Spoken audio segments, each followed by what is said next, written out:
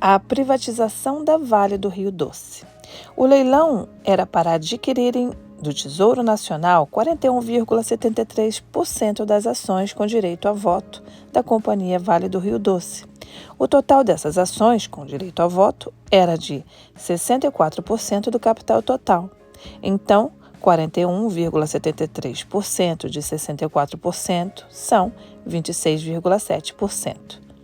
Como na avaliação encomendada pelo BNDES às empresas Merrill Lynch, Rothschild, Bradesco e outras, a quantia total para a CVRD havia sido fixada em 10,36 bilhões de reais, então bastavam 26,7% de 10,36 bilhões de reais, ou seja, 2.765 bilhões de reais para obter o controle da Vale.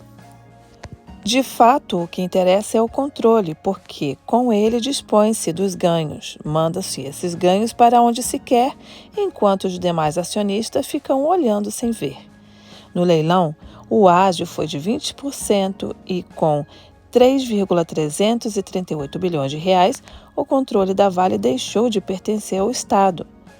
Do consórcio participaram com mais de 50% das ações da Valepar, que controla a Vale, a CSN, o Grupo Opportunity e o Nations Bank, que passaram a controlar a CVRD, sendo minoritários os fundos de pensão, o BNDES e os funcionários do CVRD. O grupo de controle ficou com 50,7% do que foi adquirido, ou seja, 50,7% de 41,73%, que é igual a 21,4% do capital total. Observe-se que os compradores da Vale passaram a controlá-la, detendo apenas 21,4% do capital da estatal. Pergunta-se, por que a União, que ainda detinha 34,3%, não ficou com o controle da Vale? Resposta: o BNDES e quem o comandava queria privatizar o controle de qualquer maneira, a qualquer preço e sob não importa que condições. Soros e Nations Bank. Um percentual de no mínimo 64% foi dinheiro sob controle estrangeiro.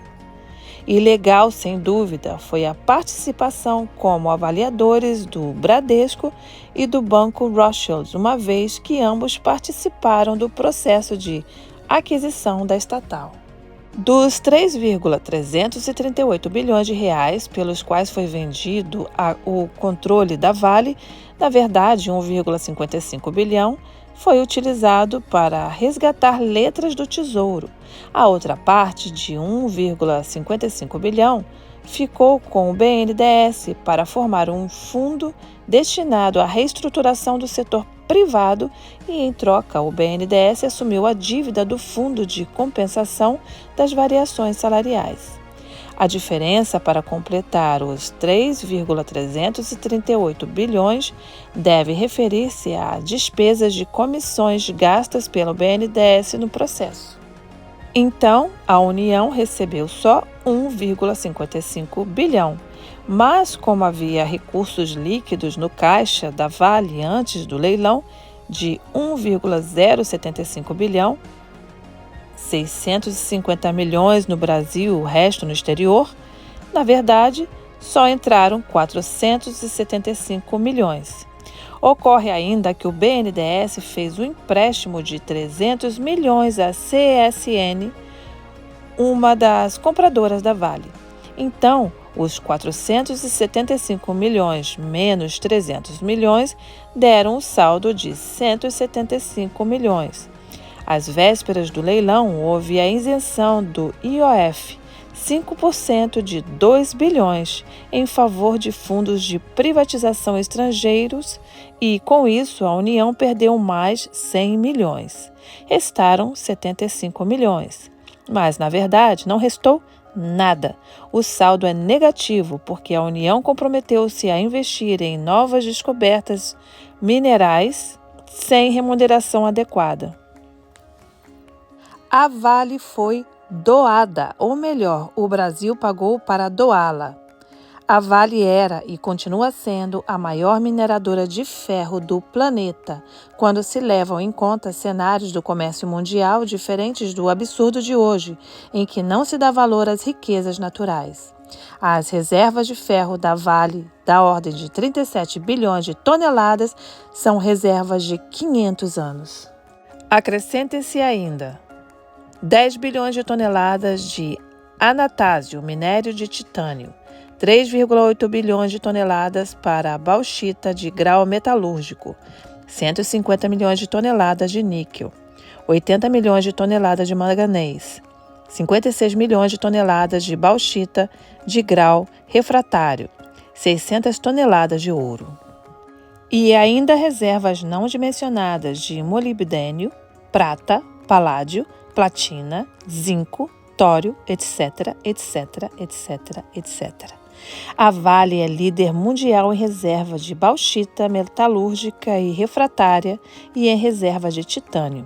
Pois bem, do complexo industrial da Vale participam indústrias de grande porte, portos e ferrovias, e além disso tudo, existe todo um arsenal de conhecimentos tecnológicos ligados ao setor mineral, etc, etc, etc. Considere-se que a International Nickel Company, INCO, pagou 3 bilhões de dólares à vista por uma única jazida descoberta na Península do Labrador. E, para se ter uma ideia ainda mais precisa da razão fundamental por que a Vale jamais poderia ter sido privatizada, examine-se, do ponto de vista geopolítico, a verdadeira situação dos países ditos ricos.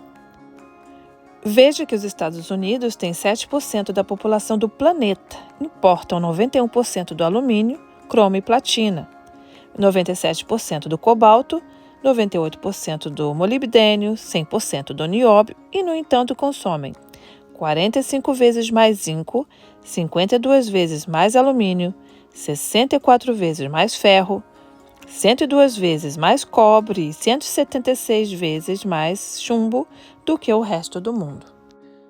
O Japão, por sua vez, importa 100% de todo o manganês, alumínio, nióbio, cobalto, antimônio, tântalo, vanádio, níquel, dos fosfatos, 98% de toda a platina, 99% do cromo, 99% do chumbo.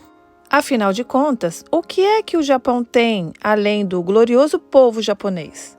A Europa não está distante disto. Importa quase 100% de todos os minerais. Será que existe ainda alguma dúvida?